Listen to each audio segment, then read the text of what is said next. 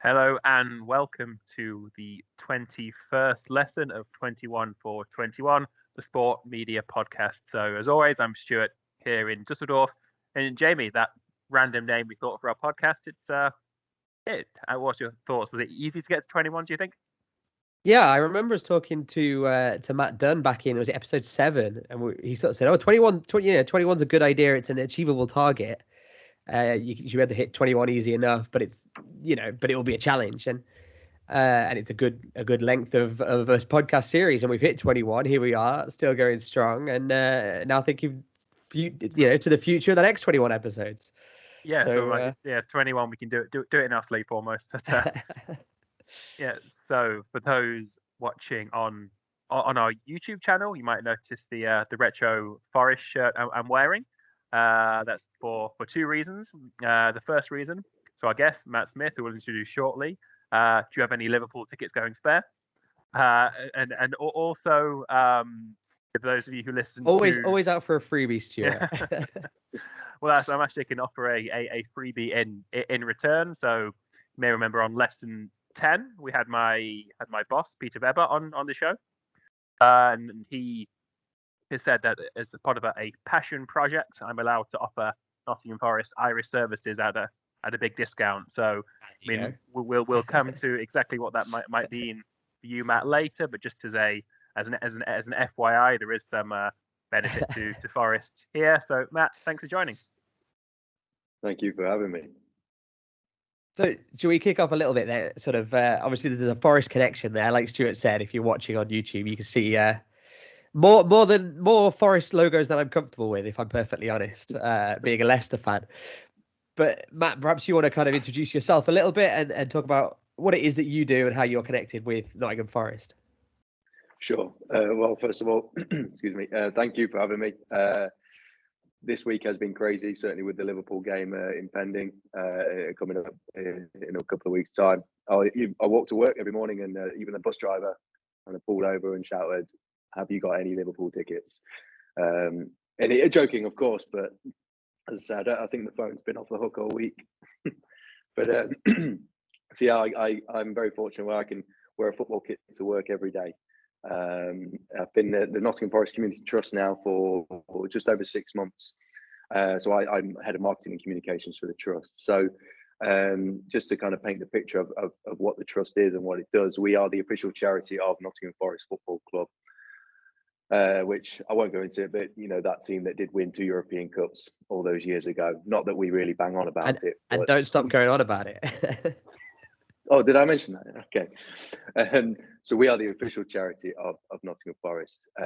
You'll see that I'm wearing my Forest badge, my Forest coat, my Forest kit. I'm actually wearing shorts today, even though it's about 12 or 13 degrees, but roll on springtime. So just to kind of paint a bit of a background, most clubs in the English Football League will have an official charity to them. So whether it be a foundation, community trust, you'll see the Liverpool Foundation, Arsenal Foundation, right down into the lower leagues as well. So even Boston United, who I believe in the Northern Premier, North National League now, they even have their official charity too. So we represent the community in Nottinghamshire. And what we do, we use the power of sport, the Forest badge, the Forest brand to get into communities and to deliver sessions with them, whether it be football sessions, mental health training sessions, supporting veterans. We go into schools and deliver PE sessions and support teachers with education. We even offer do a BTEC in extended diploma in sport. So we have students part of the trust as well. So almost like a college arm to it as well. So we cover many different areas in the community, from, as I say, all manner of. It's not just sport really. It's really about kind of promoting physical and mental well-being. That we really do run on 3 pillars, which is supporting and physical mental well-being. And with that, there's football camps, there's holiday clubs for kids, there's mental health sessions, there's mental health training. Another pillar of ours is we're really proud of supporting education, training, and employment. So like I say, students can come here and gain qualifications that if they want to look to get into a career in sport, that they can. We also offer many work placements, and then we're also part of a scheme which encourages young adults, 16 to 24, who are on a universal credit, to then come and have a placement with us, with a view to then getting them into paid full-time work. Lastly, we're very, and our final pillar is really about building communities, stronger communities, and really kind of encouraging community cohesion. So Nottingham in the city is one of the most diverse in the country. So for us, it's really about reaching out to all of these communities, all these areas, and in a way, and without sounding kind of too romantic, but just bringing them together and really kind of having something and delivering things that everyone can be proud of. And there's a really the prime example. We're at Forest Fields, which is an area very close to the city centre. Historically, a recreational site, but now one of the kind of the most deprived areas of the city. We have a what's called the Forest Sports Zone, which is a large community facility that has 2 football pitches, a community centre type building, which for 13 hours a day, 7 days a week, it's open and it's fully booked. So with there, you've got development of grassroots football, you've got women's football and women's teams that are really kind of developing and playing more. We've got recreational teams as well coming down, and all manner of clubs as well, just to really support youth development from kind of youth, I say youth development, but also kind of senior football. They have 3 walking football sessions on per week. So some of the older, more senior players can get the boots and the shin pads back on and play a little bit more of a relaxed paced game. So as a trust, we've been established since 2010, and we're very proud of that. We're very proud to be part of Nottingham Forest.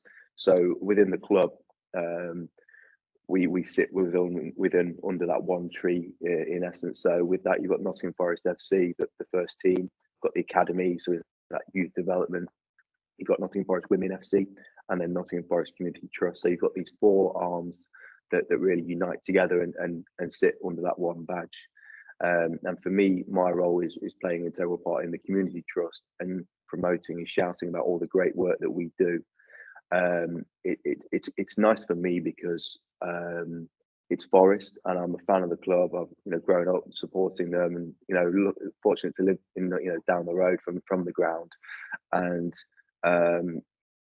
whilst it is the brand, it's really impactful stuff that we can really promote, whether it be recording videos, taking photos, interviewing players or participants, and really capturing those as case studies, and really getting an understanding of how coming to a session has impacted that certain individual, whether it be from a mental well-being perspective to a fitness perspective, or to a young girl who's worried about playing football, who's now kind of really excited and loves getting on the pitch and again and really get stuck in. So we work closely with the club, but they take care of the match day stuff, the things that you'll see on Sky, on the certain social channels. We have our own accounts, and we put out content through our own channels, and we've got a team here that has the ability to go out and capture all this stuff.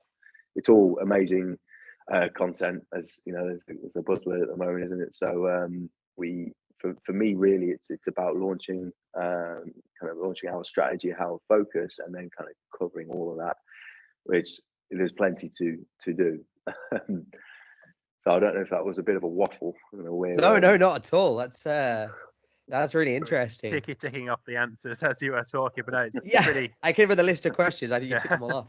But that sounds really interesting. Certainly, it follows on from when we interviewed Steve Fleming a few weeks back, Stuart, when he talked about sport for social good and football for social good, and this is clearly a way for a football team like Forest to get out into the community and do some social good in their the direct area where the football team sort of lives.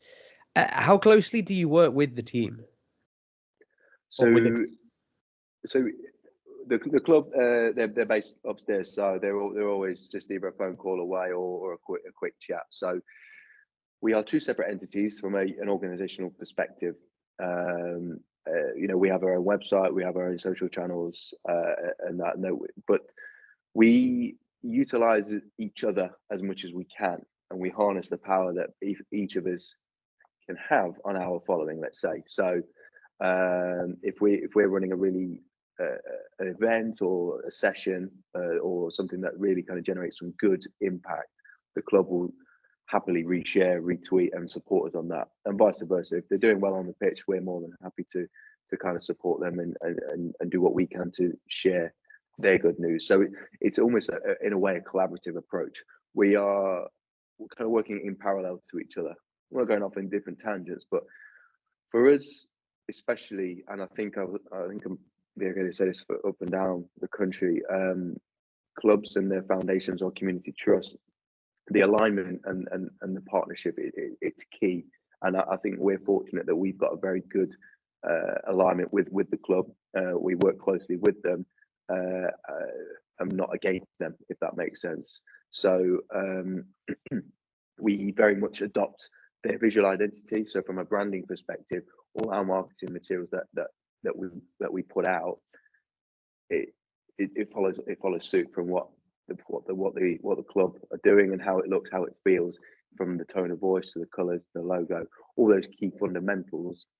For me, coming into my job was about getting that realignment back. The relationship wise is good. We work closely with them, but at the same time, we are very much doing our own thing, which is good. And for me, I only hope that relationship will continue to build and build and build, because as it mentioned earlier, we are very much under that one badge, that one brand. You said, Matt, earlier that the community trust was formed in 2010, but I remember from before that there was something else. So what happened in 2010 is my question: did all the community departments get reformed as something else, or am I thinking of something different? Or what is happening now that might have been different when all the three of us were all at Rushcliffe School too long ago to count?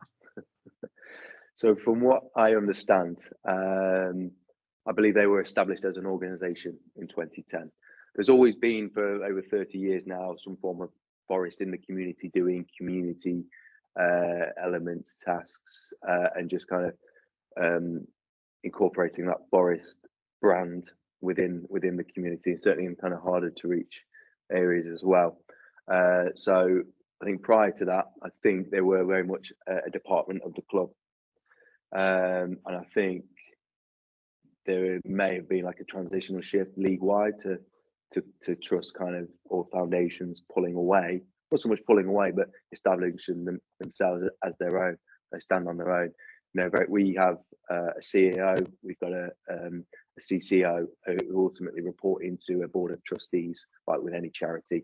We have a board of local Nottingham and Nottinghamshire people that work with, that have their own jobs and their own priorities, but they are very much a board of trustees who kind of guide what we do and kind of sign off and challenge what we as a trust want to do and where we want to go. Yes, I think it was forest in the community. I think that's maybe what I remember from before, but if that was part of the club, then that makes sense then. So we've mentioned a bit that all the clubs, even down to Boston United level, have a similar community trust or a foundation these days. So are these other trusts, are they rivals of yours, or do you meet up and you share best practices, and what works for Leicester Foundation or Liverpool Foundation you can replicate in your work, and vice versa? So that was one of my questions kind of coming into this. Derby County on the pitch, our biggest rivals. But I'm glad to say that we are very much friends. All trusts and foundations, we're all working to a very, very similar cause, and that is about generating impact and improving and supporting the lives of individuals within our areas. So we do work very closely with Derby County Community Trust, Notts County Foundation just across the river, Leicester City in the community. We're very much aligned in our purpose. We all have our individual values or vision or mission, but ultimately what we strive to do is very similar. So very regularly we'll will host and attend tournaments with kids playing football representing Forest in the Nottingham Forest kit against teams. So a couple of weeks ago, we had an under-11s girls tournament, which saw 9 teams come together at the Forest Sports Zone, the facility that we look after. So a team representing Nottingham Forest, Notts County, Chesterfield, Leicester, Derby, Burton Albion, Boston United, and Mansfield Town. So all of those East Midlands-based clubs that we're familiar kind of seeing across the football league come together with a team from each to play a tournament. So it's really about a celebration of the sport, but also kind of that coming together and working closely with those other organisations. We're very much, part of our funding comes from the EFL and the Premier League. Whilst we're not a Premier League club, the Premier League Charitable Foundation has funding for the whole of the football kind of spectrum.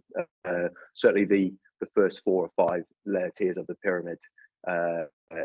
If you want to kind of think how low down it goes. So the Premier League money, all that revenue that they get doesn't always go into those 20 teams or foundations. So we do get some funding from the Premier League as well as the EFL, or English Football League.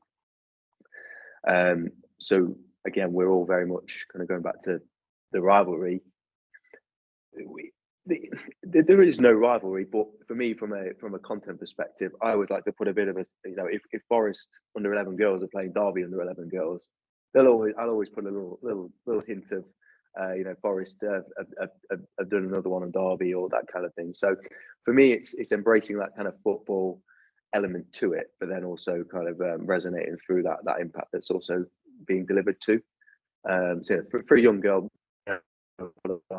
Forest kit and play against Derby County, not a lot of girls could say that they've done that. So it's really giving these school kids an opportunity to represent the club. And I heard someone saying that I forget what team it was, but no matter whatever age or kind of tournament you're in, you're representing that one club. I think it might have been Ajax. Someone was telling me the other week. So if you're a school kid playing for a recreational tournament, right up to a walking footballer, you are that one club, that one team. So I thought that was quite a nice sentiment. That's really interesting, and just to go to that kind of like to what you do. We'll get more into what you do in a minute, but in terms of like the content you put out, you see sometimes you give it a bit of that sort of footballing local rivalry spin.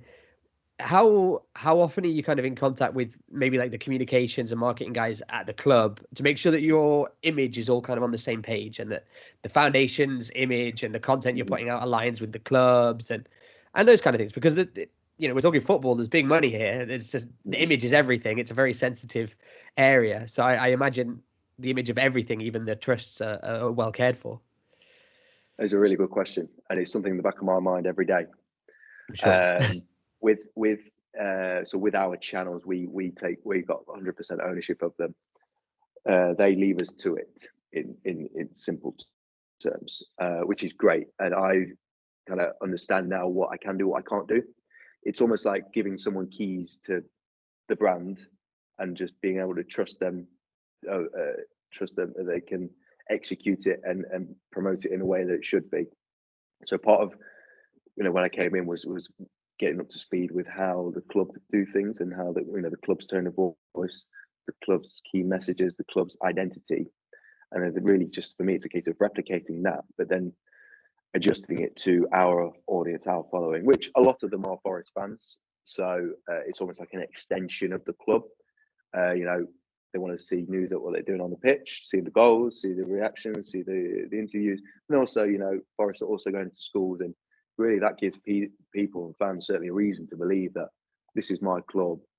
They're doing great things off the pitch, great things on the pitch as well. So it's really just about connecting them. So I will occasionally ask whether I can do this or that. That we are very much left to it. The content we put out is very much organic. So from a session, we will take photos, take video, and interview. With video, for example, we'll then overlay that with the Forest branding, opening, closing frames. Lower third will be in appear as it would on the club channels. We've got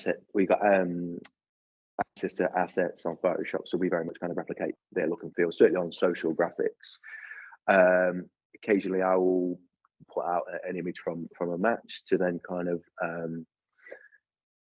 replicate that to repurpose it. So let's say an image of one of the goalkeepers. We've got goalkeeper sessions, kind of letting the kids would see that. It's quite aspirational, I suppose. But we are very, very much left to it. I will occasionally catch up with the club head of marketing just to kind of give him an update on where we're going, our vision, and ultimately, he'll do the same. I work very closely with the club content manager, who is, it's kind of funny, we'll put out a tweet or an Instagram post or Facebook, and we get okay engagement, but as soon as they hit reshare, it kind of goes off through the roof tenfold. So one thing I will say is that when we incorporate players into our content, that really does well, and that achieves amazing results.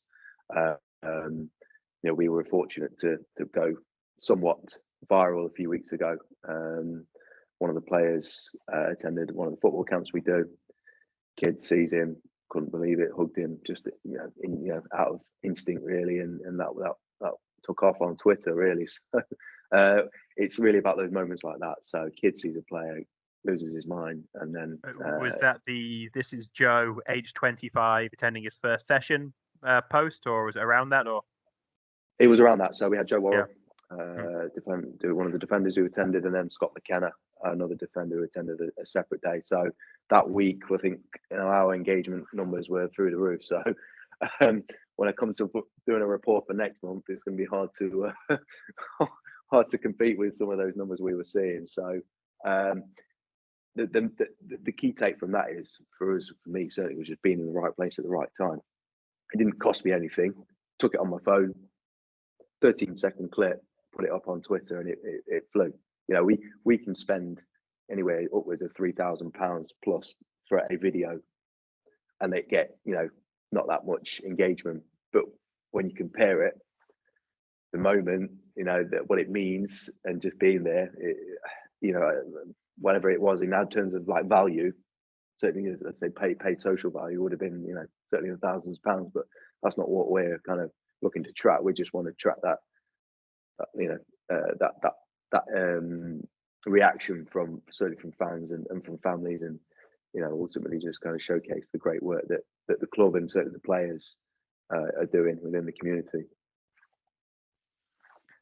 Yeah, certainly the type of thing we can track at Iris, so we can talk when we're off the record about those types of synergies. But no, another question that came to me just then was, what is your background, and how did you get to this job at Forest? Have you always worked in marketing, or always worked in sport, or always worked in sports marketing? What's your path to where you are now? So for me, it's quite serendipitous, you may say, kind of how I'm here. These things often are. These things often are. So 10 years ago, someone had said, you'd be working at Forest, you'd be wearing a football kit to work every day. You'd think, okay, sounds good, but I think with football, I think it's one of those industries. How do you get in? But then once you are in, or once your foot is in the door, it's very incestuous in a way. I believe that once you're in football, you kind of stay within that circle, that remit.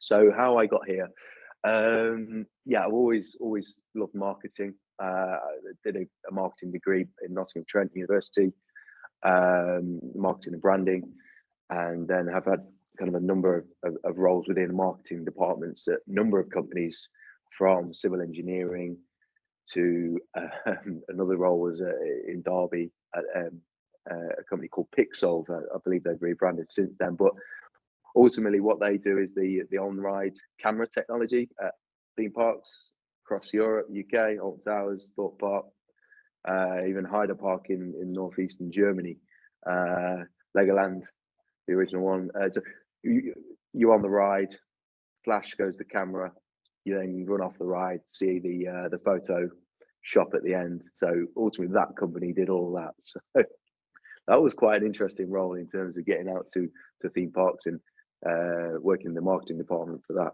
Really enjoyed that. It was exciting. So yeah, not what I was expecting you to say. The theme park ride photography was not the line I thought you'd go down. So well, prior to that, working pipelines and access covers to theme parks is, you know, crazy transformation. But for me at the time, it was just about getting as much experience and getting as much exposure as I could, and just really trying to develop. Following on from Pixar, I was keen to get agency side. Prior to that, would have been in-house only. So for me, agency side was quite key to really get that under my belt as well. So I also feel that it kind of, having that experience would, and I think it has, kind of developed my skill set across a broader range of industries, clients, skills, digital, traditional, all kind of elements of marketing. So for 3.5 years, I was at an agency based in West Bridgford in Nottingham. And there, that was really a good opportunity for me to kind of develop professionally, working with a whole house of clients. As the role was an account manager in essence, so looking after clients, writing briefs, and then kind of delivering their marketing campaigns. So we'd work with clients on one-off basis, and then also on retainers as well. So those clients that were with us on a monthly basis, you know, we kind of had, there was a good opportunity to be able to develop campaigns, develop the following, develop their you know, develop their strategy in a way. You know, we'd work very closely with them.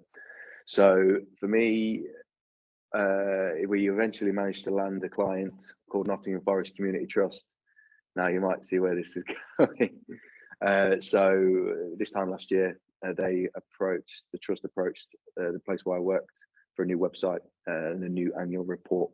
So design, artwork, creative writing, you know, and getting all the annual report together, but then also from a digital perspective, new website with booking system, and so then the full design, build, and development of that. So yeah, we worked with them kind of the first 2 quarters of last year to deliver those.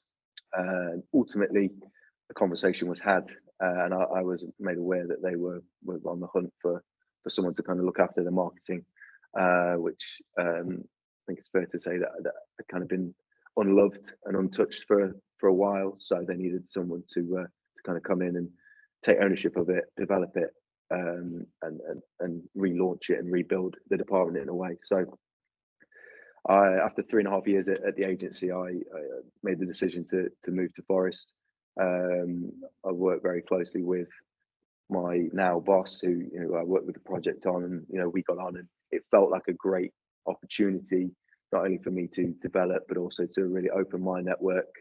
You know, kind of looking back when I updated the job role on LinkedIn, it kind of then opens up even more avenues, and, you know, the brand itself says that, you know, 1,000 words, then also that whole football industry. So yeah, I joined here in August 2021. So I've just been here over 6 months now, 6-7 months. So for me, what I love really about it is the fact that it's Forest, but it's the trust. So it's the really impactful side of what the club and the trust ultimately does.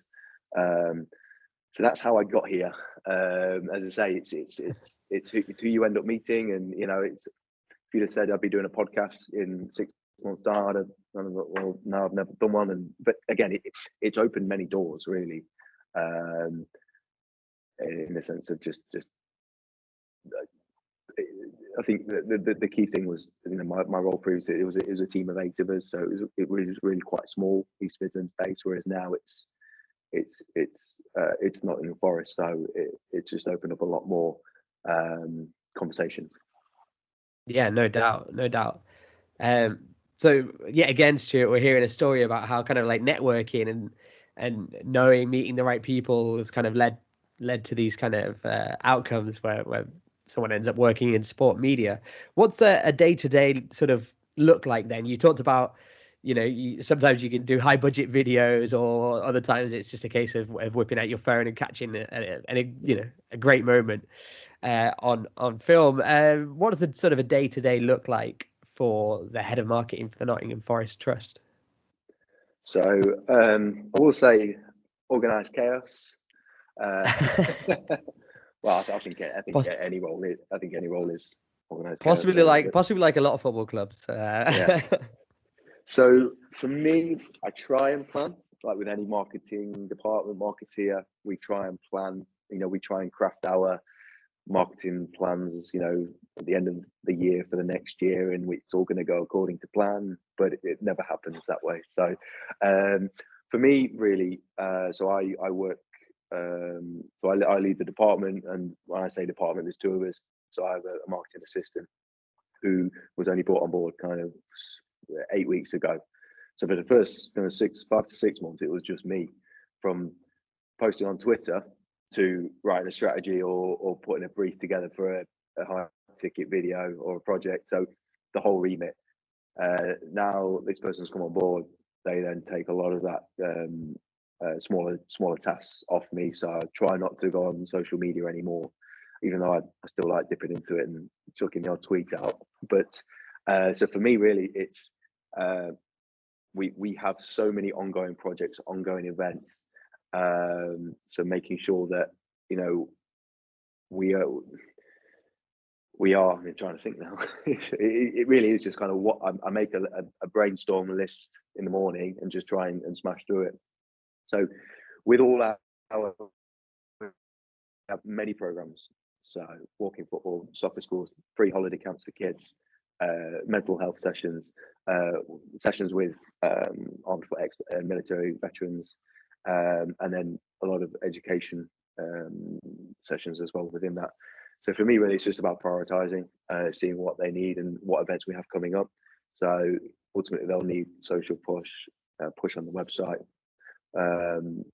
Occasionally, we'll liaise with media from local outlets and PR from a PR perspective. I'm really struggling to kind of paint a picture of my day. So there is no 2 days the same. Then it's kind of 100%. Yeah. So I mean, I'll give you an example. Today we're launching goalkeeper sessions. So getting them on the website, drafting copy for those, getting some images together for that, giving the guys who are going to deliver the session, some tools to be able to promote it. Guys that are going out into schools. We work with a freelancer who kind of takes a lot of the design side of things off kind of our desk. So work closely with him, putting briefs in. This morning we've been doing some audio recording for our impact report, which will be in video format. So we've just been getting staff members to record their script or a script that we've drafted, and we'll then look to get that kind of done externally. What else have I got on today? Yeah, I've got to get a story out on the website. We've launched another holiday camp for Easter in partnership with Nottingham City Council, which is a free camp that targeted towards kids on free school meals. So it comes on the back of the Marcus Rashford campaign, Holiday Hunger. So ultimately it's giving kids the access to loads of activities, free meals in a safe, secure environment, and it doesn't cost anything. So we pushed that out last night, and that's been getting another hit this morning. So I put out an email campaign to our database. This afternoon, I will probably be trying to organise some content for this video. We use Dropbox, and there's a lot of storage, and we've got lots of videos and photos stored on that. So whilst it is very much hands-on, even though I head the department, I still have to go and find content, write content. It's not all about kind of strategy and blue sky thinking, as much it would be nice, but for me, I'm very hands-on anyway. So I do enjoy just the doing as opposed to the thinking. So for me, I really occasionally try and take a step back and do some of the thinking. So in terms of strategy and all those kind of that side of marketing, I do like that. Yeah, it's very much a good balance for me. In an ideal world, I would have a team of four of us. So and that way, then we've got someone looking after going out and getting content, someone looking after the digital, social and all that, and then someone who's kind of designing or a designer, you know, doing Photoshop, Premiere Pro, After Effects, all that kind of stuff. Who then all ideally reporting to me, who can kind of do more thinking. But that is it's very busy. Put it this way, Fridays come around almost too quick. I never thought I'd say that, but yeah. How much does the success of the team, and I know even you, Jamie, as a Leicester fan, could agree that the team are being somewhat successful this season. Does that make your job easier, Matt, or harder, or is not really directly linked the performance of Forest on the pitch?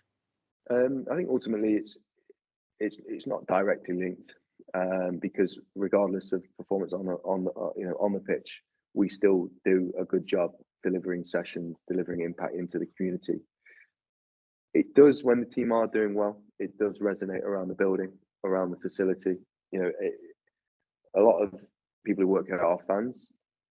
Some people are even Derby fans, and they still have to wear this. It's quite funny. So it gives a good vibe, a good atmosphere around the ground. Usually, I'm yet to see this, but fortunately, if the team aren't doing so well, they are very much happy to kind of push what we're doing, because everything we do is positive. You know, we'd have to report, you know, losses or, you know, transfers, all that kind of thing. Everything we do is positive. It's feel good.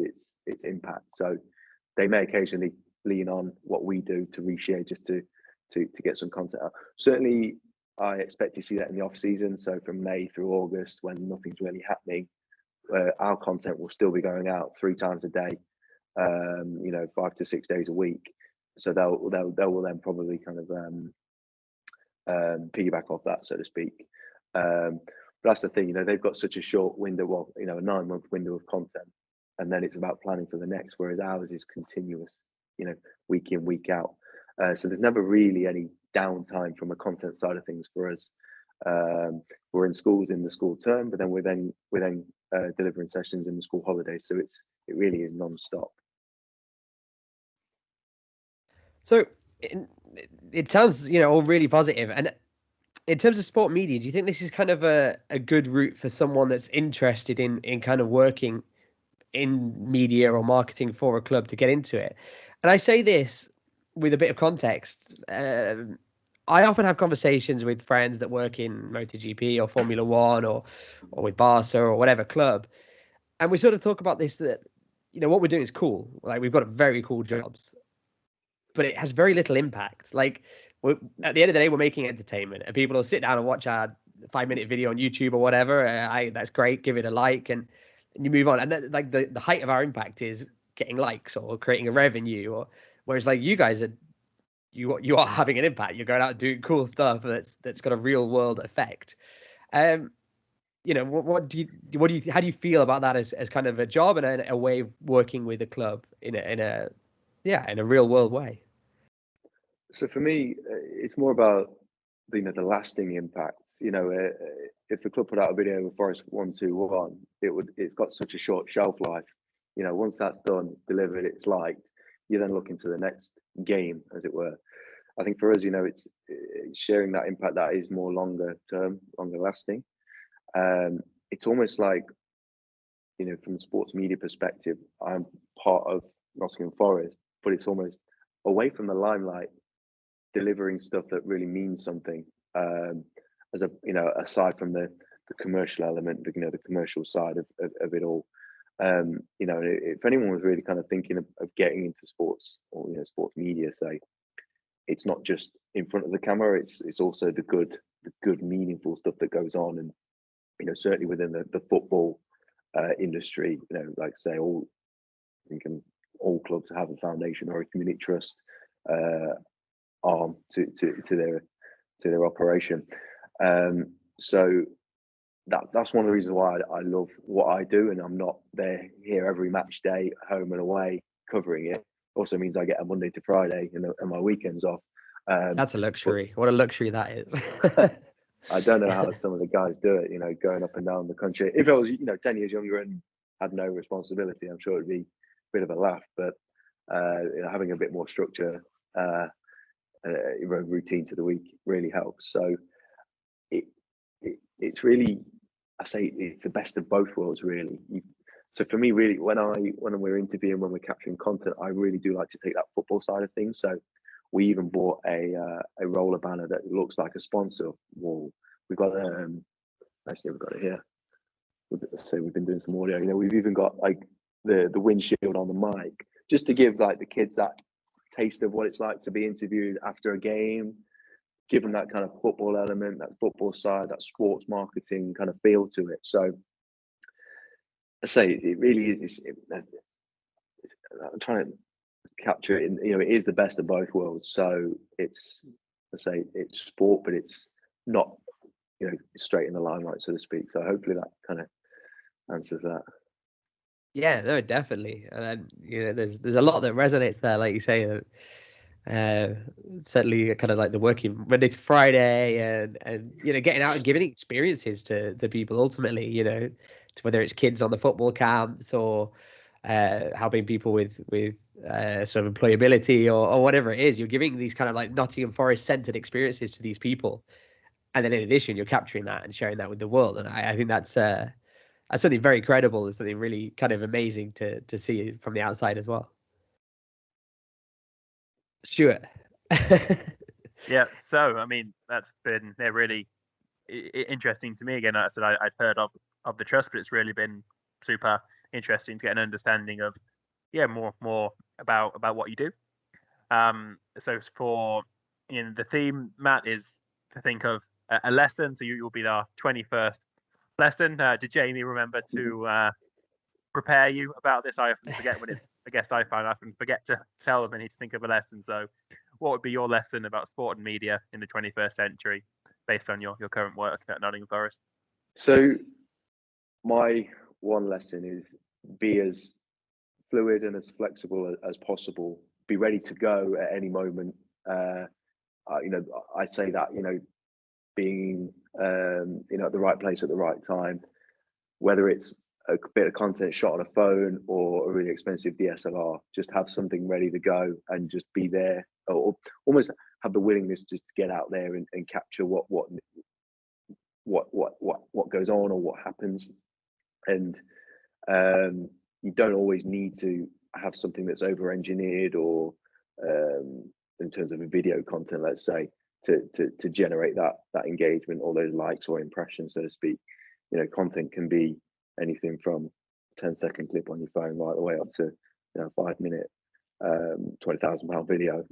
It's just having that open-mindedness of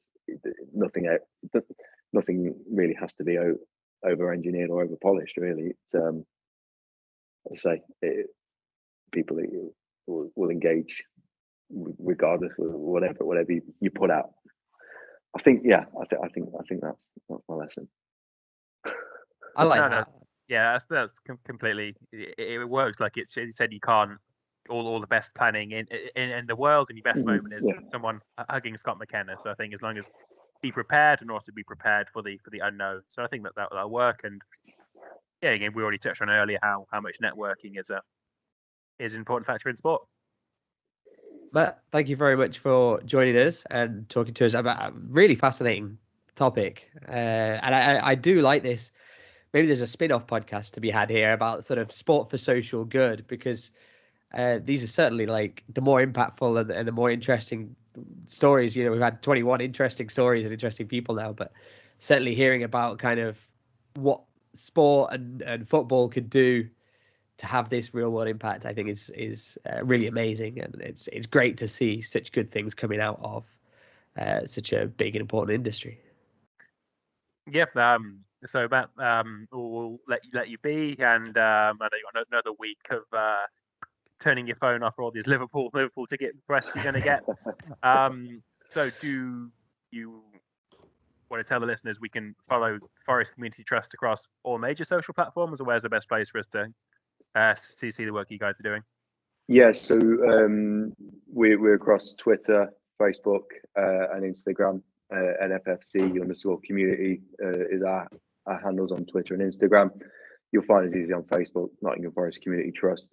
Our website, nottinghamforestcommunitytrust.co.uk. we're regularly posting stories on the blog, and let's say our social channels are very active. We try and post at least 3 times a day all the good stuff that we're doing.